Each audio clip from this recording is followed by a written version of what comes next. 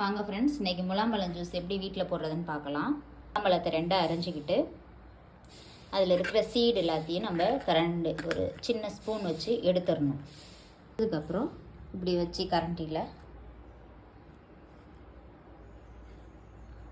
அப்புறம் இந்த மாதிரி கரண்டியை வச்சு நம்ம எடுக்கும்போது லேயர் லேயராக வரும். இதை நம்ம ஒரு மிக்ஸி ஜாரில் இப்படி எடுத்து வச்சுக்கணும். இங்கே பாருங்கள், இப்போ நான் சுத்தமாக இந்த முலாம்பழத்தில் எல்லாத்தையும் ஸ்பூன் வச்சு நம்ம எடுத்துட்டோம். இப்போ இது கூட நம்ம என்னென்ன சேர்க்கணும் அப்படின்னா, பால், காய்ச்சின பால் வந்து ஒரு கிளாஸ் ஒரு பழத்துக்கு சேர்த்தாச்சு. இது கூடவே கொஞ்சம் இப்போ ஒரு பழத்துக்கு நான் வந்து சுகர் அதுலேயே இருக்கும், தேவைப்படும் அப்படின்னா ஒரு 10 ஸ்பூன் இல்லைனா ஒரு 5 ஸ்பூன் உங்களுக்கு தேவைக்கேற்ப சுகர் போடணும். ஒரு ஸ்பூன் சால்ட்டு போடணும். அப்படின்னா அதனுடைய டேஸ்ட் நமக்கு கொஞ்சம் தூக்கி கொடுக்கும், இல்லைனா அல்லது எடுத்து கொடுக்கும்னு சொல்லுவாங்க. இப்போ நீங்களாம் வந்து முலாம்பழம் வந்து கடையில் வந்து 1 கிலோ 15 ரூபாயிலேருந்து 30 ரூபா தான் விற்கிது.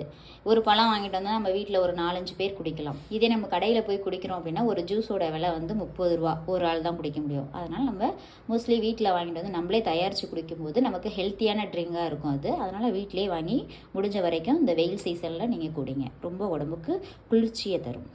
ஐஸ் க்யூப் போட்டு ரொம்ப ஜில்லுன்னு வேணும்னா இது கூட ஐஸ் க்யூப் போட்டு அடிச்சுக்கலாம். எங்கள் வீட்டில் ஐஸ் க்யூப் சின்ன பிள்ளைங்க இருக்கிறதுனால நான் ஐஸ் கட்டி போடாமல் சும்மா அடிச்சிருக்கேன். ஒரு பழத்தில் வந்து ஒரு மிக்ஸி ஜார் ஃபுல்லாக நமக்கு வந்து கிடைக்கிது பாருங்கள். ஏன்னா பால் அதில் ஆட் பண்ணுறோம், ஒரு கிளாஸ் பால் ஒரு கிளாஸ் தண்ணி ஆட் பண்ணுறோம். அது ஆட் பண்ணும்போது நமக்கு வந்து நிறைய முலாம்பழம் ஜூஸ் வந்து நமக்கு கிடைக்கும். வீட்டில் ப்ரிப்பேர் பண்ணி செஞ்சு பார்த்துட்டு கமெண்ட் பண்ணுங்கள், லைக் பண்ணுங்கள், ஷேர் பண்ணுங்கள், சப்ஸ்கிரைப் பண்ணுங்கள். தேங்க்யூ வியூவர்ஸ், பாய் பாய்.